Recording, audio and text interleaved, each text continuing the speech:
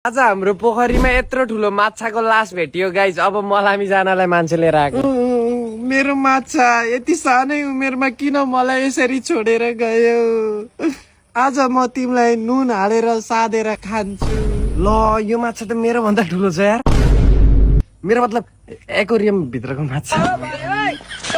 यस्तो खाले माछा चाहिँ यो पोखरीमा 200 वटा भन्दा बढी छ। अनि यो माछाहरूलाई मच्छरले टोक्छ भनेर यहाँ यसरी झुल्लाएर राखिरहेछ गाइज। यिनीहरूको दिमागलाई चाहिँ मान्नै पर्छ। एउटा माछा चाहिँ माथि आएर मजाले घाम तापेर सुतिरहेको रहेछ। यो माछाहरू चाहिँ हामीलाई यहाँनिर साउन्ड आएको भएर चाहिँ अलिकति डराएर चाहिँ पानी भित्र बसिरहेछ। खासै देख्न पाइरहेको छैन। यसो लुकेर हेरौँ भनेको यी कट्टु लाएर आएको भएर पुरै मच्छरले दामा डो मेरै रगत चुसेर भ्याइदिएला जस्तो हो गाइज। यो माछाले त ठ्याक्कै मेरो जस्तै रियाक्सन हान्दो रहेछ गाइज।